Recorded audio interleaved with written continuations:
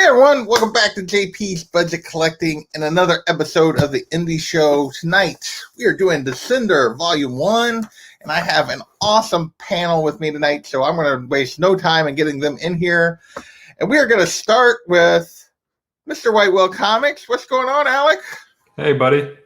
I thought, when you asked me to join in this kind of last minute, I was like, oh, well, I did almost 20 hours in this chair over the course of the weekend for Mainframe, but I got like 2 days to recover. No. As soon as I sat back down, I was like, oh, I immediately regret sitting in this chair again. It is not an ideal seat. Oh, that is no good. That is no good. But, happy to be here talking about an awesome book. Well, that's awesome. Did you hear that, everyone? He likes it. He actually likes it. So a big part of why I agreed to do this is because as soon as I said in that chat the other night that how much I like Descender, and people were like, oh, this is going to be interesting hearing Alec say he likes something. I've got some stuff to say about that too. So. All right. Well, so you were actually the only member of this panel who had previously read this. The other two members, who I'm going to bring in now, Comic Man Andy, what's going on? This is his first time reading this. You were still on mute, buddy? That's probably something I should check. Professional. I've never done this before. And if everyone would notice, look at that beautiful background behind him. Look at those lights. Oh, I'm having fun with $20 with $20 LEDs.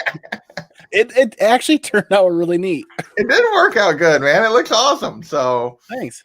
So that it looks good. And then the last but not least member of our panel tonight is Justin, No Good Comics. What's going on, man? Hey, what's up, JP? Not much, man. Thanks for having me on. Thanks for coming on. I will say it was kind of funny because I was trying to get both you and Andy to do one of these with me, and you were both like Descender, and I was like, all right, we're doing Descender. So, yeah. Even though neither of you had read it before, you were both like, we want to read that. So I was pretty pumped. This was in the stack, and I was like, awesome. So super happy that all of you guys are with me tonight to talk about this book.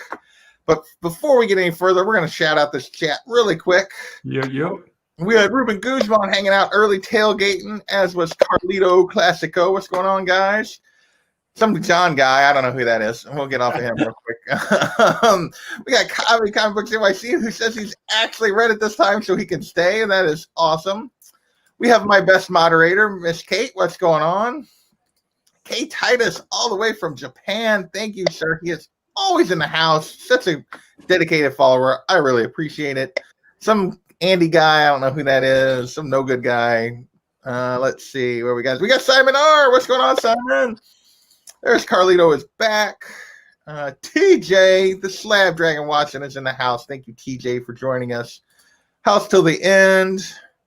And Unruly, what's going on? Another person that is always in my chat. I really appreciate that, man. We got Matt, the boy who had 7. What's going on, Matt? Hopefully the move is progressing. I know you had some delays there. Hopefully the move is progressing and going well. And I think that is everybody. Did I say House to the End? I don't remember, but House to the End is here. What's going on, House? So, all right. So, Descender. I'm going to start with Alec because the other three of us were all like, we've heard good things. Let's read this. Alec, how did you find Descender? Because you were the only one who had previously read this. Sure. I'm a big Jeff Lemire fan. I'm a big Dustin Nguyen fan. I love stories about outer space and robots. And I'm a big indie nerd. And so I'm always looking for whatever's on the smaller press shelves, and saw this. I saw a robot on it, saw the creative names, and I said, I'm going to pick it up, and was immediately hooked. Did you read this as new issues, or did you read this as a trade later? So I started picking it up as new issues. So I have the first few, but then kind of realized that I prefer to read it in trade just because of how the story went or how it felt. Which I feel like is the way for a lot of, especially image books. They're really written for trade, which makes sense because that's where they make a lot of their money. So I kind of dropped. I I'm not a robot. I just have no heart or soul. There's I am made of physical matter. Okay. So yeah. Sorry. That's okay. So yeah, I dropped buying the individual issues, but I do have a couple of copies of number 1 and next few issues. So. Nice. So I'll be honest, I don't know how many trades are there of this? I think it was like 30 issues, so I think it's about 4 or 5 trades. Okay, nice. Especially long. So not super long, but like fairly long. And I know there's a follow-up, Ascender? Yeah, Ascender, which is actually or is it a prequel? Prequel. Okay. Of sorts. Is that currently coming out right now? Yeah. Okay. All right. So there you go. John with the knowledge. There's 6 trades. 6 trades of Descender. Yeah. I will say, having read this, before we get into this, is I kind of felt like we probably should have done more than 1 trade. I felt that about a lot of these indies that I've done, that it's like the first trade, like you're just starting to really get started. And it's like, oh, I should have done more than 1 trade for a show to really talk about the story. But I figure most people, when they start on these, are going to start with 1 trade and see if they like it. So that's how I've been doing this particular show. So if we come back, we'll probably do multiple trades at a time as we talk about the rest of this. Yeah, I feel like a lot of first trades are kind of like an amuse bouche. What? I love the amuse bouche is right here. I mean, look it up, kids. There's your 10-cent word of the day. Amuse bouche. Oh, John with high praise, which means maybe I should reevaluate what I thought of this, because I liked it. I will storm off of this show. So, general first impressions. So, we'll start with you, Alec. When you started, were you hooked immediately? Did it take a little bit? What were your first impressions of this? So I enjoyed the first issue, but it was the second issue that really said to me, like, yeah, okay, I'm in this. It took it well beyond the next level for me from the first issue. I'm trying to remember where the divide was between those 2 issues. Okay, yeah. The second issue is the one with second issue is the one with the flashback, flash forward, back and forth. Yeah. Yeah, that's why I was trying to remember exactly when that came about. What about you guys, Justin? What were your first impressions as you read this? Yeah, it's funny. I feel that it was the second issue that kind of picked it up for me. I read the first issue, like a week and a half ago, and then I think I skipped 2 days before I jumped back in, and then I literally read it through. So from 2 to 6, I was hooked. I actually want to keep reading, so I didn't go on yet, but I love it. It's funny, John's comment. I feel like I've just caught on to your master plan, JP. You had this show is just an outlet for you to say, "Oh, I don't think I like this book that much," so other people will buy you the rest of the run. It's only worked on John. He's the only one that's done that. It only needs to work on 1 fool. Yeah, this is true. What about you, Andy? What were your initial thoughts on this as you dug into it? I'm sorry, I was supposed to have been done already. What were your initial thoughts as you dug into this? This art style, I have to warm up to this art style a little bit. I got to see the world literally kind of be painted in the story. And I'm with you guys. It was about the second issue where it really started catching a lot more traction for me. I did enjoy it before we go into too much more detail. Yeah. I think we're universal in that. I got done with the first issue and I was like, okay, maybe. I was a little bit of that. The second issue, I was like, okay, I kind of like where this is going. And then as I got through it, I liked it more as I kept going, all the way through these 6 issues. It kept getting better for me all the way through. But I would say, yeah, there was a big jump between issue 1 and issue 2 for me in terms of my enjoyment. The first issue, and I think, and I'll say this about the whole trade, the first issue, I just felt a little confused about what I was being dropped into, and I didn't feel which is fine, but I didn't know if I liked it yet or not, because I was confused about what I'd been dropped into, which I'm actually okay with being challenged and not getting all the answers. I like that when I read a story. I don't want all the answers immediately, and I like that, but I also like it leaves me uncertain of whether or not how I feel about it because because you're a little confused about what you're dealing with, and I felt like this did a really good job post issue 1 of balancing that with the world, of balancing what it's not telling you with what it's showing you as you go through. Whereas I thought issue 1 was maybe a little bit too light on giving you a little bit of information, but that was me. I thought it got better as it went. So yeah, I mean, it was intriguing the beginning just to be hit with this, massive robot before you even got to the title page, really. yeah, Like once you get introduced to that whole thing and then just Descender shows up, that part like really grabbed me. And to what Alec was saying, the artwork is amazing. I mean, I really, that was one thing that just got me hooked too, was the artwork right off the bat. And I don't know much about him. Dustin Nguyen, is that how you say it? Yeah. yeah. I'm not that familiar with him. Has he done some other major titles? Maybe I'm not. I just He did some stuff for Detective. He's done a lot of covers. Oh, I don't know offhand like how much other full books he's done. He must have done them, but like I know he does a ton of covers. But his Detective run is what I knew him from. Okay. Yeah, I like him. So since we started down that road, let's talk about the art on this because I do feel like Dustin. I'm not gonna say the last name because I'll mispronounce it, even though I know how it's pronounced. Like he has a very unique style to me, like that you don't see other artists that have kind of this style very often. In major publishers, I think it's very unique. And almost everything looks painted, kind of watercolory kind of thing. But what do you got? We'll start with Alec, the artist. What are your thoughts on like his art and what you like about it and maybe don't like about it? I will debate anyone against this claim. For like, for lack of a better term, mainstream books, this is the best looking book that I've come out in since this book has come out. I think it is like an absolute complete work of art.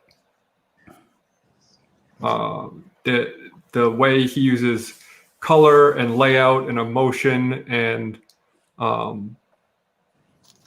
just like the artistic sensibility of the brush strokes and it's just. See if you have any particular pages, Alec, I can try to show them. I mean, any of them. Well, if you want one particular one you want me to show, I'm just grabbing pages and splash pages mostly, but just so people can kind of see. That one's great. I love that. Mhm. Yeah. I just think like any page you could just put on your wall and it would look amazing. And but it also really, for me, like you can make a comic look as pretty as you want, but if it doesn't service the story, it's not a good piece of comic art. Right. But I think that he is also an excellent storyteller as well as an excellent, technical artist. So I think for me, that's why it's like the art for me is a 10 out of 10. Just showing a few panels. Can you highlight John's comment for me, please? So we take a screenshot of that and save that for posterity. Oh, I would agree. I think it is. It took me a minute. Like I think Andy talked about like when I first like started flipping through and I was like, oh, because it's a little jarring. It's not what you see. Right. Yeah, it is. It is not typical comic art. So it definitely is something that like you don't just open it and you're like, oh, I know what to do with this visually. But I mean that's why I like it. 'Cause I like stuff that's a bit unusual and a bit more stylized. It has a bit more personality to it than just like everyone trying to draw the same way. Oh yeah. There's some absolutely amazing panels in this. And I think, like by the end of this, I mean, it's just like, it is such a unique visual perspective to the story. And it's a very unique story a lot of ways. Like, obviously, it's a space story, it's an otherworldly sci-fi kind of approach, and his style really just works with it for me. What do you guys think, Justin? What do you think? Yeah, no, I mean, I really appreciated the difference that he went back and forth between having these massive panels that had a lot of, I guess, open space, like that one that he showed where we first see that gigantic, the harvest attack, the giant Harvester? but then also going into other detailed panels where the background, the worlds, or the city, the detail that he put into just some of the background stuff. I really appreciated that. I could see where you're saying like it takes a little warming up to, because it isn't exactly that like typical type of stuff. But I think it really fits the theme of what Jeff is all about. Yeah. What about you, Andy? What do you think about the art? So my two critiques, me needing to warm up to this isn't about the art. It's about how my brain processes the art. So that's number one. Number two, because of the way my brain processes this style of art, I have a hard time visually understanding how they convey action in some of the scenes in this style of art.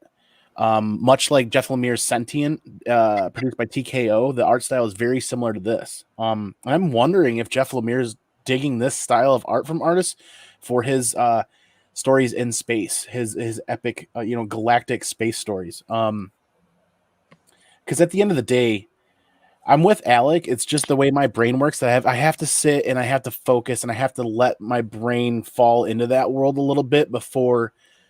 Have you ever tried to read a sentence backwards? Your brain eventually gets it. That's kind of where I'm at. So that's my critique on the art isn't the art, it's how my brain processes it. So that's an interesting point, actually. Do you think that because of that, you kind of were made to pay a little closer attention to it and maybe took in the art a little bit more than you would typically? I would agree with that. Yes, I would agree with that, because the first time I started reading this, my first critique was about the lack of hard lines and detail. They're there. My brain just wasn't gearing. It wasn't making that connection. My eyes and my brain weren't making that connection until I was really kind of bathing my brain in this world of art, right? Well, they're all there. It's just I was looking at it from a different perspective. I mean, it's very much like every panel is basically looks like a watercolor painting, and like he has the lines underneath of it, but there's this watercolor painting over the top that like blurs everything. Like it's because I grew up with very bad eyesight, and I still have pretty not great eyesight. So there was a very long time where I was a child where I lived in that world of blurriness, and it was so watercolor. I'm not a big fan of watercolors because it's like I'm like something wrong with my prescription again. What's going on here? Sometimes, but yeah, it's just kind of the way my brain works. But I would agree. For me, it took me a minute to like.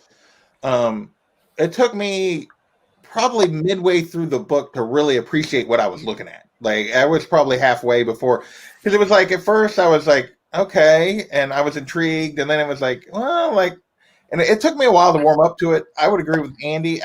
Probably for a different reason. It just because it was a different storytelling style than I'm used to when I open a book.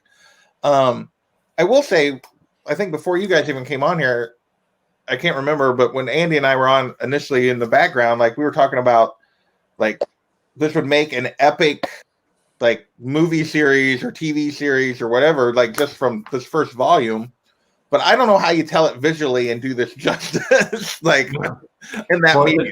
It has been optioned, so yeah. And I'm sure I'll be honest, I'll be surprised if something doesn't come from it. I just don't know how you like match this visual style in any way in an actual live action medium. Not that you could do it in an animated one either very easily. So they're gaining a lot more experience, though. Look at the adaptation of Orson Scott Card's Ender's Game movie. Yeah. They're gaining traction. They're gaining some experience. They're not there yet, and hopefully they get there when they decide to do this. If they decide to do it, yeah. Okay. I was going to bring that movie up. Actually, it's interesting that you mentioned that, Andy, because there were definitely some vibes that I got that reminded me of Ender's Game. I've only read the first book, but I mean, I loved that when I did read it. The movie was not so great, but but the book was excellent. So John threatened me that he was going to like have these monster like dialogue to the cats. But he's right. I mean, it does a good job of aging the thing about watercolors in this is it does a good job of aging the world and making the world.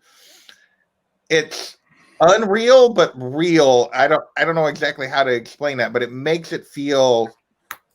It's not too neat. It's not too pretty. It makes it feel more realistic, even though it's a very unreal kind of image. If that makes any sense to anyone, at least to me. Well, everything, like all of the brushstrokes and the lines have life and movement to them, but they're not so perfect and yeah, but they all, like, the characters always look the same, but there's still like some life to the actual lines and actual paint on the page that kind of breathes that into the image for me. Yeah, like things are always moving or in motion, I guess, in a sense. Yeah. Well, let's move ahead from the art into just this story. You guys, any place you guys want to start first? I'll let anybody want to hop in. Right at the beginning. Okay. Lemire delivers the most important pages in the first 2 or 3 pages. Now, like I said, like you, JP, I had to warm up to the art a little bit, which means I had to go back and do this a little bit. But he delivers the current state of the world. Current population, 5.53 billion. That's an incredibly important bit of information there.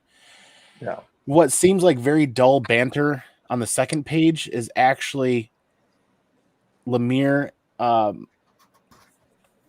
putting it out there, putting the current state of the world out there, what's happening before this major event happens. So there's very 2 stark comparisons here, before and after. So in my opinion, this book opens up with quite the volley of what we take as a very mundane, boring, irritable avenue or situation on a street, yet it sets the precedent, right? Yeah. I mean, you get it's only what we get 1, 2, 3, 4, 5 pages before we see the harvester. And in those 5 pages, he sets up what this world was before this event extremely well. It's a very modern, clean, pretty, bustling society. And then he drops this giant harvester, this giant robot that I showed earlier, and then we get a couple of pages of that incident, and then when we come back, it's a completely different world. Yeah, and that's been completely altered, and that's where the rust shows and the dirt, and it's a very dramatic in that first issue. Like I said, it took me to the second issue to really start warming up to the story, but the first issue is very good with where the story ends up going. Like, it does actually a better job of setting it up than I realized when I was reading it, if that makes any sense. That's a good way to put it. I was just to say, I feel like a lot more clicked once you did get into it that could make you enjoy the first issue more, or just, the understanding of everything that it actually set up once you got into it more. What about you, Alec? What do you think of how he drops us into this world? It's funny because I oftentimes like some lead up to like the big event where you establish the world naturally without a lot of exposition, but at the same time, like, if you can do it well and you can bring us into a story at the important part and then build it kind of backwards, which I feel like is the way he does it more in this, it works just as well. It's just when you drop someone in the middle of something and then just info dump them for 3 issues because you're trying to like catch them up as to what's happening, that's when it fails for me. But I don't feel like that's what happens in this book. I don't either, and that's why I think it built more and more for me, because like I said, he dropped you in the middle, and I was confused as all get out. What am I reading? What is happening? And by the end of this, I'm still sort of like, what is happening? Like, but I'm hooked. It's like he's done it. He's given me enough to keep me going without giving me too much. And I feel like a lot of people make the mistake. A lot of writers make the mistake Alex says is they try to dump you into this world and they're like, oh, you're in the middle and everything's mysterious. And then they're like, oh, wait, we probably should give you more information. So here you go. Here's a couple of characters explaining to each other what they already know. Yeah. What's up, Chris? What's going on, Issues? So Wait, what? Beautiful. Where's the room of beautiful men? I don't know. He must be in a different room than we are. Well, that's true. There you go. Right. I don't know where you guys are with Lemire, but I am a massive mega Lemire fan now. When I discovered Gideon Falls, I discovered Lemire, and then I discovered Black Hammer. Then I discovered, oh man, he's got a lot of great work worth reading. A ton. Lemire is one of those creators that I'm going to follow. Why I didn't pick this up sooner? People had told me to. They're like, well, if you like Lemire stuff, pick up Descender. I was waiting for the right opportunity, the right time, and here it is. Yeah, I have never really read Lemire. Like I've heard people talk about him a bunch. This is really that I can remember my first exposure to Lemire. He's one of those guys that like basically anything I've read of his, I enjoy. Yeah. Like I'm not saying he's not without fault, but right. Like he's super consistent as someone who I know if I see his name on a book, I'm going to enjoy. So about you, Justin, how much Lemire or how much exposure to Lemire did you have before this? Just Gideon Falls, and I love Gideon Falls. I'm not caught up right now, but that was something that I'm trying to think. I think it was just my LCS. It was someone that was working at the LCS that recommended Gideon Falls, and I like horror stuff, so just jumped into it and loved the style, loved the artwork of that. So that's why when you showed me like kind of a list of books, like, hey, here's some different indies that I might, be doing next for the show. That was one that really jumped out to me out of the mix. So yeah, I would like to, Andy, I know as you said, there's so many other great things, and just the time. I just need to find the time to read some more. But I want to finish Gideon Falls, or at least catch up, and then jump into some other stuff. Yeah, Gideon Falls. You better buckle up, man. I'm caught up, and that's all I'm going to say. You better buckle up. Oh man, but that's where he does. I really love his writing styles. I don't need to make a 4-hour commitment to read a trade.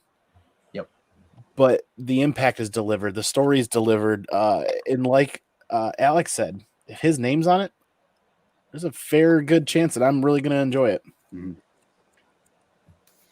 So let's dig a little deeper into this particular story, because we kind of got with the beginning, like how he kind of hooks you with the showing you the world before and after this event.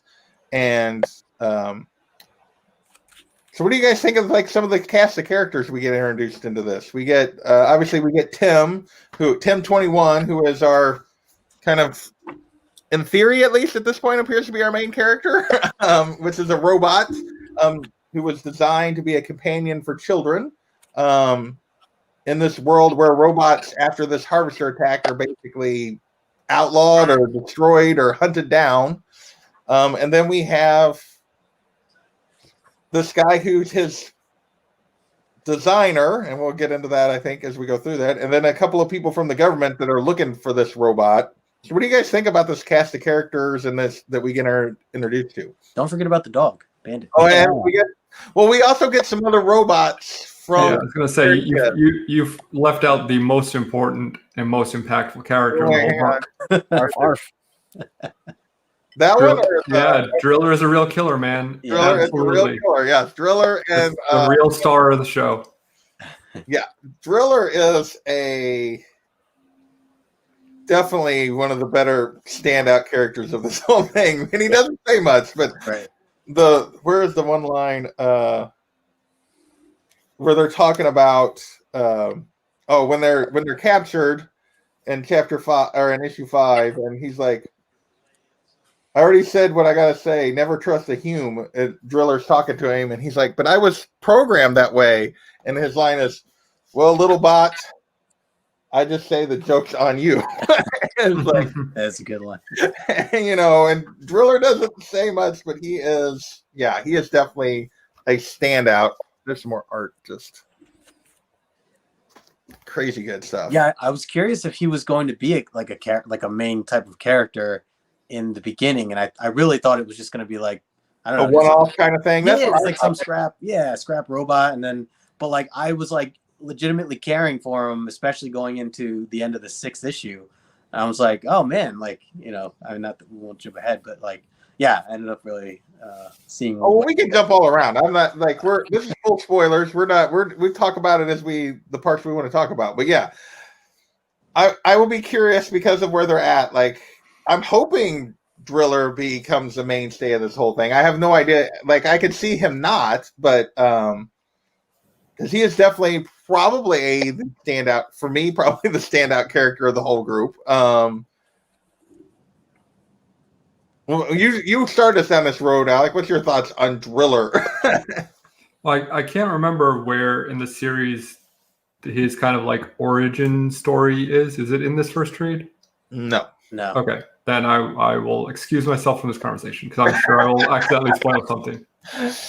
Well, Tim finds him in the cave, like hibernating or off when he's right attempting to escape from the Junkers. The Junkers, yeah. And but if I could backpedal for a moment, the way Tim is introduced is incredibly impactful in my opinion.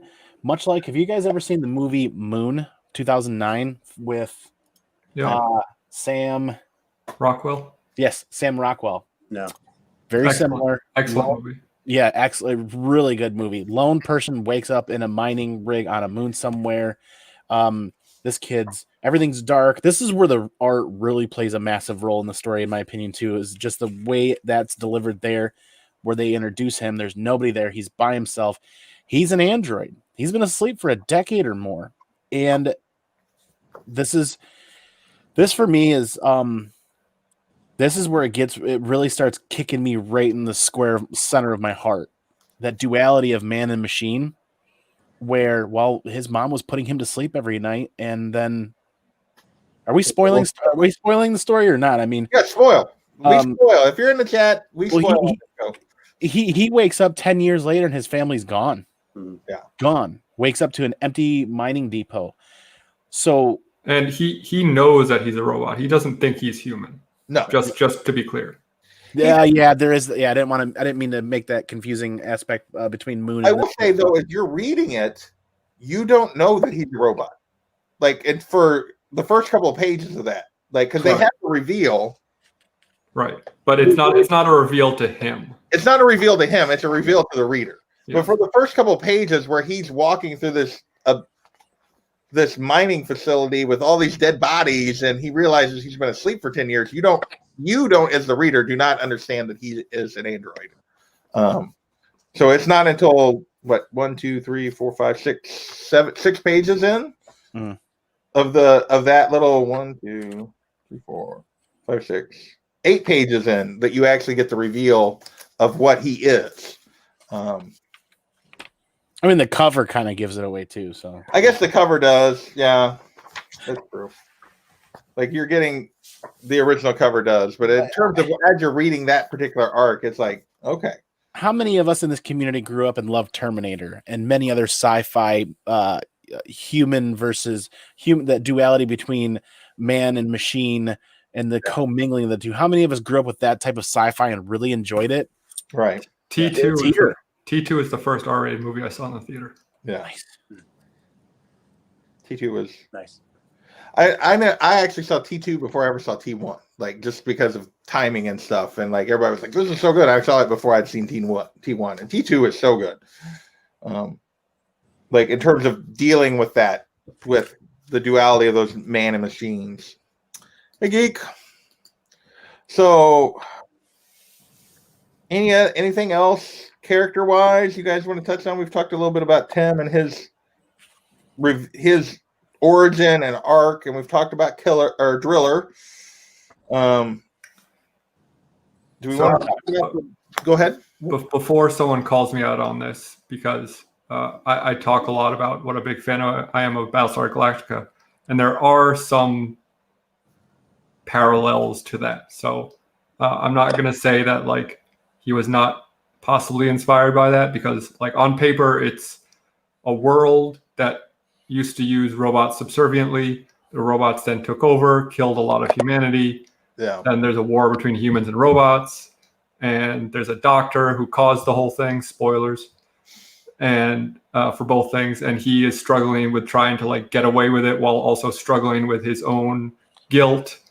So a lot of that is similar, but obviously, like the story as a whole is completely different.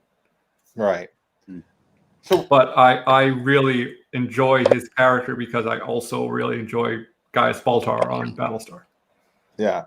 And I will say, like, the reveal at the end of issue 5, and then the backstory of in issue 6 of the after they're torturing him and he's laying on the table, he's like, I'm a, because they've cut his arm off, and he's like, I'm a fraud. And like that reveal, like I was not expecting that reveal at that moment. Like I did not, now thinking about it after he got through it, I was like, okay, the clues were there that he was like, Lemire had put clues in that this guy was not exactly as smart as he should have been, like to be like the creator of all this stuff. But like it still got me. I was not prepared for that. And then the backstory of how he became a fraud and how he got away with it to that point I thought was extremely interesting and really well told. I'm telling you that last issue 5 and 6 are exactly why I'm going to read volume 2 tonight on Comixology, and I'm not going to wait. I just like I didn't pick up on a lot of the subtle things at the beginning. The more we talk about it, the more I'm picking up. But when I got to there, hook, line, and sinker, I was getting reeled in right there. I was like, I gotta read the next one today. Yeah. But the part of the reason why I enjoy characters like the Doctor so much are because, for me, characters that are strictly good or strictly evil, I find are very boring. Right. Because they're like, nobody in real life is like that. Even if you classify someone as purely evil, they are usually like, besides someone maybe like Ted Bundy or, who are just like absolute monsters of human beings. But they, like, typically they're trying to do something good, or they're trying to, do something for self-preservation or whatever the case may be. And when it's someone who's just like, I am a villain and proclaims themselves a villain, or it's someone like Superman who is just, perfectly good all of the time. I can't connect with that. Even if I'm not connecting like on a level where I am associating with the character, connecting with them as far as a piece of the story. So is it like a moral ambiguity that you find yourself It's not intrigued by? It's not even a moral ambiguity, but just characters that are willing or characters that make mistakes, characters that struggle with things that, aren't just like set on a path and they stay on the path, or they just don't constantly make the 1 or the 0 choice, So it's kind of like highlighting the humanity of the character then. Yeah. Well, and he talks, and he does a great job. He talks about it. He's like, you would think it would be a decision that one would torture themselves over for days, but it wasn't. Or, sorry, I didn't start at the beginning.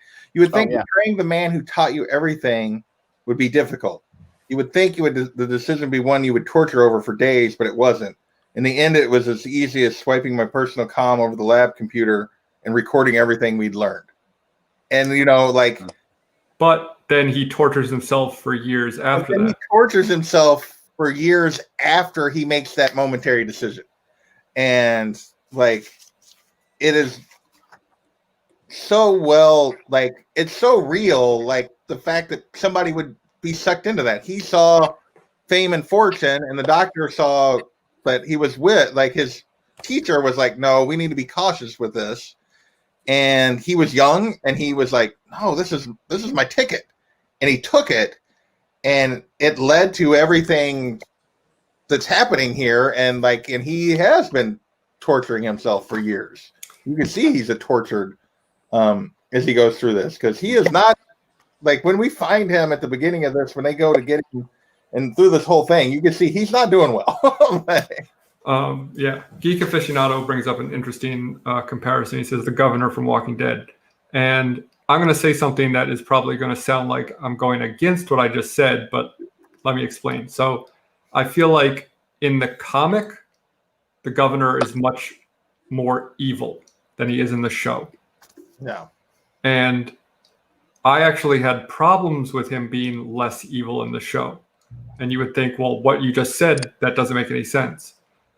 But they still tried to make him the bad guy, even though he was more like in the gray of good and bad. Because I would argue that in the show, he is just Rick, but we're not following his story. Right.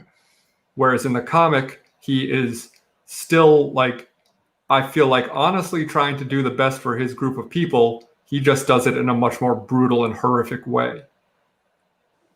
No. So that's my 2 cents on the governor.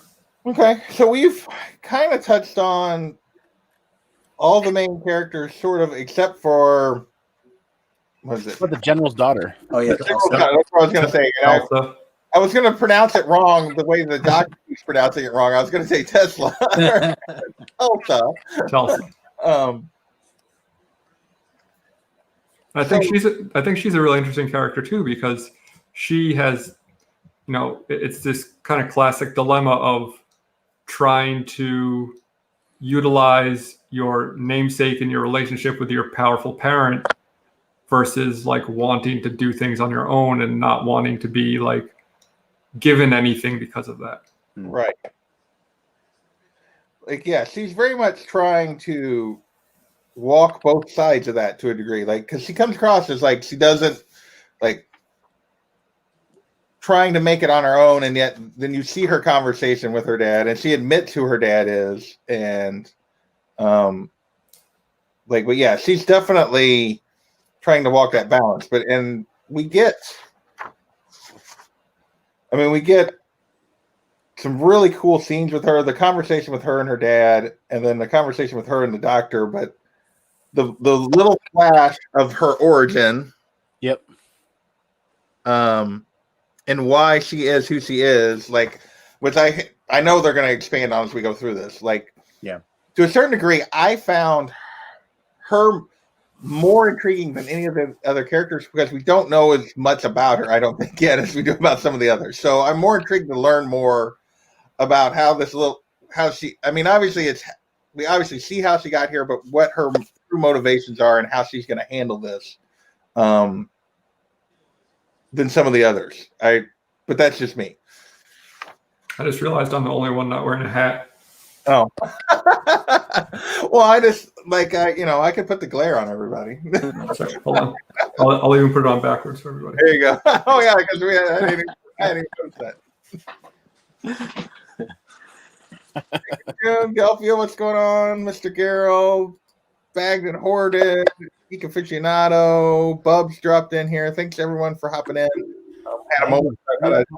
So anything, we're at 45 minutes. Any other things you guys really want to bring up before we start wrapping this up on this? I wanted to go back for a second towards the beginning when we do get introduced to Tim 21. I think in one of the pages, doesn't it say Population 1 or something like that? Yeah. On the moon. Yeah, right off the bat. So we get when we're introduced on the first page, planet Nirada, population 5.53 billion, and we see the harvester attack, and then we jump to the moon of Urasu 6, and we get the current population. Let's see if I'll make myself big again. If I can get it to focus. It basically says when he wakes up, it says current population 1. So yeah, we do get that. So is he the one though, or because I started to think like there were, the dog's the dog, but then also like Driller was there. Well, so here's the thing, and we get Driller's a robot and Tim's an android. Yeah, Driller's a robot, Tim's an android, and we get the flashback. There's more to Tim and these androids that were built based on the stolen technology this doctor built than there are to regular robots. Okay. Like, at least that's what I'm getting from this. Again, there's a lot left unsaid, but with his like vision and dream when he's about to when he's crashing, and they're trying to like reboot him and save him, like it's clear to me the technology. He's not just strictly an android. Whereas Bandit and Driller appear to be true robots to me. But Bandit is counted as population 2 when they introduce him. Oh, do they introduce Bandit? they do. The dog. Then maybe The Brah, population. brah. So it makes you wonder a little bit where they sit with that, because when they introduce Bandit, then the population becomes 2. When they introduce the mining robot, the population doesn't bump up to 3, does it? I don't know. I had missed that they bumped it up to 2 when Bandit comes in. Call me crazy if I'm making that story up, but I'm pretty sure I remember seeing that. Hang on, I found it. Like it's in there. I just seen it when after we get Bandit and before the people come, and then we get Driller, and we do not get a population update. I do not think. Oh yeah. We do not, at least that I could find. But I had missed that population update when he reboots Bandit. He turns them on. Yeah. Yeah. That does go to 2. I had missed that. So that's a good catch, Andy. I missed that. So and maybe he's playing a trick on us, and maybe there's somebody else on that moon. We don't. Well, no, we're not. We're too far into the story for that. Yeah. Because they've abandoned the moon at this point. Just like NASA. I think everybody likes the Driller as a real killer. I think it's pretty much universal that Driller is the standout of this. But I catch that. So Tim's the standout for me, and then the memory flashbacks and the way they utilize the art for those flashbacks, and bridging that gap between human and android, and I don't know, man. the flashbacks are all like gray toned. Yeah, that kicks me right in the feels right there. It's just then. Yeah, so you're getting during the flashback sequence, you're getting a page of current story, a page of flashback for when Tim is first waking up and realizing what's going on. This is where it really kicks in hard, where it kicks you right in the feels, is during that memory flashback, and his adopted mom, he saves his adopted brother, and his adopted mom hugs him, and that look on his face just sells it for me. Yeah. I really like this too. This was the scene. I don't know if you can see that. Oh yeah, that was very Matrix like. I did really enjoy that. So I kind of thought of iRobot when like the Will Smith movie when there's a scene where that robot is like, it's almost, I mean, it's very similar where there's just like a ton of other robots that he's like, leading, or the question is he the leader of them, or I think it just leaves it in the air. But I thought that was really cool. This was part of the dream sequence, I think. Well, it's a dream, or we're not sure exactly what's going on, because like he talks about it as a dream afterward, and they're like, well, androids don't dream, so we don't know for sure what was happening there. Like if they were trying to if these other robots were actually trying to connect to him as he was crashing, or what. There's a lot of unanswered questions in Volume 1. Which brings up the question. I want to know where you guys sit on this during all of the contested dreams, maybe, if you will, during all the flashbacks is just an easier thing to call them, and potential dreams. Each one of those panels or each one of those pages at the bottom says upload something in progress with a percentage mark. So, one, where does this fall into Tim's routine or life? And two, is Jeff Lemire trying to get us to fight back and forth with, well, is he dreaming, or is this an upload? And I want to know where you guys sit on that with the whole Except it says uploading on a lot of those panels. Like, Yeah. so the whole time when he's booting back up, it's up there. Like the flashbacks are all he's uploading. They're spread within. Yeah, and you see different percentage coming up as he's uploading, and then he gets basically nearly destroyed by the junkers. At the end of chapter 2, yeah.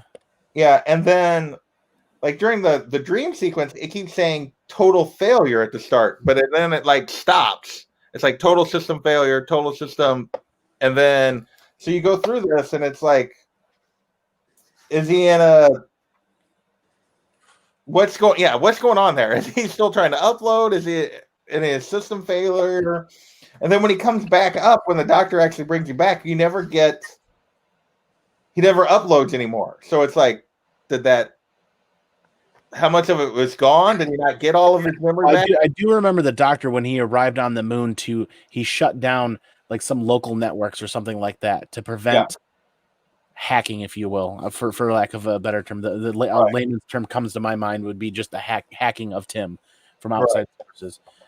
So I wonder if that plays a role with those uploads not presenting themselves on the pages again. Mm-hmm. Yeah, I don't know. Man, so many questions. I also was just wondering if he is he this special android that can dream, or that he can have these human type of, I mean, we perceive it as downloading and we see the percentage and stuff, but like some of the flashbacks and even like this with like the robot saying like find us. Yeah. That's where I feel like Lemire's leading me, but that's where my heart wants to be taken. I don't know if that's accurate though. So there's the question. So the big reveal at the end of this is Tim's not the only Tim left. The big reveal is, in full spoilers, is we get Tim 22 on the last panel, which I know is Alex's favorite story writing technique, is the big reveal on the last page, last panel. But well, only on issue 1. Only on issue 1. Okay. So yeah, I mean that's the big question, because this whole volume is setting up that that Tim is different, unique in some way, a special robot, a special android compared to all the others, and then the reveal at the end is, well, wait, there's more than one Tim left, and obviously we don't know where it goes from there. Alec does. We don't know where it goes from there. So. Well, and the whole thing with like the resistance, I like how they brought that in towards the end, because I was really wondering, like, how's Driller gonna get out of this whole pickle of them having to like go battle or whatever. It like wasn't really looking good. How this thing was ending, and yet you had these like little hints of like this resistance that was building up. Robot resistance to in at the end. I found it kind of interesting where. Like some of the comparison Alec was bringing in from outside sources, where instead of the humans being the resistance in this story, the robots were. Yeah. Yep. Yeah, it's definitely, there's a lot going on here. I got to the end of it, and I definitely want to keep reading because I'm super confused. That's okay. You can be super confused and it not be a good thing. In this case, I thought it was a good thing. But go ahead, Alex. Sorry, I cut you off. Are you confused or are you intrigued? I think both is. I mean, the honest answer is both, because there's clearly things going on here that. Like, I'm not fully understanding some of the stuff, like this resistance, and like some of it is just not clear to me, or maybe clicking yet, just because I haven't gotten further. But I'm also intrigued. So there's enough. I'm intrigued because I don't have all the answers yet. Yeah, I would agree with that. So yeah, I mean, I feel like you have. I mean, I can't see anybody who's read this much and then stop. Like, this is I'm very hooked in terms of really wanting to know where things are going. I'm starting to care more about certain characters, and obviously this whole new reveal of this resistance. It's like, now where does the story take place? I mean, I was definitely hooked, and I haven't read two yet, or any of the Yeah. next trades or anything, but I want to dive right into it. And I was actually going to ask, like, I didn't know if you were planning to do any follow up stuff or anything. So no, if you guys are up for it, I will definitely do a follow up. I won't promise how quickly we'll get to it because I have a huge stack. Alex got the whole thing. Is that This is volume 1. okay? So there's 2 volumes like that, probably then. Very nice. I think so. This is doesn't say on the back. This is a story I could see myself getting in an omnibus, like a super high grade hardcover, and putting it on the shelf. Definitely. So my guess is if we're looking at 6 volumes, probably. If it's what is it? Well, no, there were 6 here, so you're talking 18, maybe 5 volumes. So we'll probably come back and do like 2 and 3, and then 4 and 5 or something. I'll look and see how many it is. I just can't promise that I'll get back to it. Yeah, it'll probably be like in the next month or something before we it'll be like a month or so. But just because I'm stacked up. But yeah, if you guys are down for keep reading, I'm definitely down to keep reading. I'm down. I'm reading tonight. I'm on a binge this. And that's fine. Like, you don't have to, like, we're going to talk about it, and I will probably read it at the pace we're talking about it. You guys do not have to. You guys can go ahead if you want. You don't have to, like, keep to. Now, we're only going to talk about spoilers through the part I've read, which is what we're talking about. So, Right. But any final thoughts? We're coming up on the hour. Any final thoughts about The Cinder Volume 1? 10 out of 10. 10 out of 10. Andy, what about you? My brain aside, I gotta agree with that. Like 10 out of 10. Justin. Yeah, I give it a 10. Okay, well, I'm going to be how is a 9 out of 10? Like, I hate it. Like, I don't think that means you hate it. I don't know. I feel like I'm running it down. I also have the perspective of the whole series. The full. Right. So yeah, I like, to me it's like, it's like a 9. I mean, I really enjoyed it, but there's a couple things, minor things, but yeah. So yeah, I feel like, I was gonna give it a 9. Everybody's like, well, you're the one running it down. That's not possible. Hater. All right, well, 49 out of 50 is still an A+. there you go. All right. Well, I want to thank you guys for hanging out. I want to thank everybody in the chat that's hanging out. You guys have anything you want to plug before we get off of here? Alec, we'll start with you. We got Wednesday show tomorrow night, which we're going to be doing more of a community appreciation type thing. We're not going to be making gross dick jokes for an hour. And then we got book club tomorrow, where we're going to be reading a book that I don't remember the name of because I bought it last week. But it's a new Tom Taylor Indie Boom Studios book. Seven Secrets. Yeah, thank you. Yeah, I didn't get that. Was mad. Like, my shop sold out of it before I got it. So. And then Sunday we got D&D coming back at you. Andy, what about you, man? What you got coming up? Hey, you guys can find me at Comic Man Andy anywhere on social media. You guys can find me on the Comic Core a couple nights a week. And you guys He's our official laugh track on Wednesdays. Yes. So if you're doing it, we're doing something special on Thursday night too. So tune in for Andy Given Thursdays. Yeah. Justin, what about you? What you got coming up?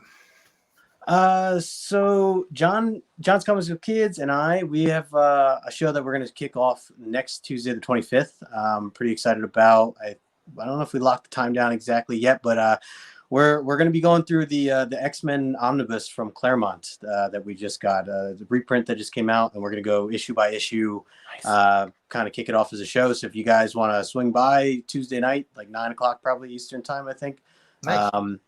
We're going to just kind of like follow along and dive into all the Claremont goodness. And I was talking with Alec before and John when I was on their book club show. We talked about Days of Future Past. So, touching on that stuff for sure. But yeah, we're just going to take it one issue at a time. And Alec, I know you said you haven't read some of those earlier issues. So maybe this is the time you can dive in with us on a couple. But yeah, so that'll be Tuesday nights. And, we'll see how that goes. It'll start on John's YouTube page, might go onto mine. We'll go back and forth. And then the only other thing I want to mention was Saturdays I do a show on Instagram, 2:00.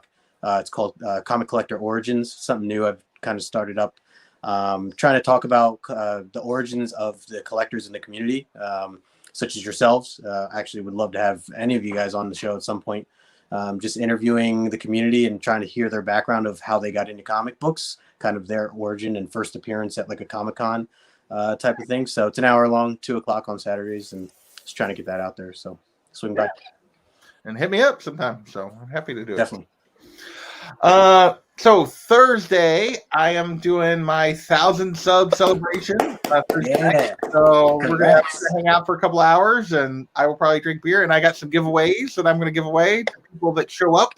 So if you're in the chat Thursday night, you can win some books. I'll do my plan to do the look back again this week, and I don't know if I'll do the Cash or Trash this week because I may have family thing, so I may not get that done on Sunday. We'll see. And then next Thursday, so a week, so the 20, what is that going to be? The 27th. I will, not to downgrade this panel, but I will have a truly all-star panel. Truly, excuse me. Because we're having Burning Block, Cade, and Miss Kate and Charlie are going to be my panel, and we're breaking down Kanto Volume 1. So I will be breaking that down with Kate, Charlie, and Cade of Burning Block 99, and Kate and Charlie of John's Comics with Kids. So no offense to you guys, but that's, you know. Yeah, that's fair. That beats us. That beats us. That's a fair assessment. So we will be talking Kanto Volume 1 next Thursday. And shoot your link over to Drew Zucker and Craig Boer. Mark Boer. okay. I can't talk. I'm sure they would love to catch that. They were fantastic on the Mainframe Comic-Con panel for the Kanto review. That's an amazing read.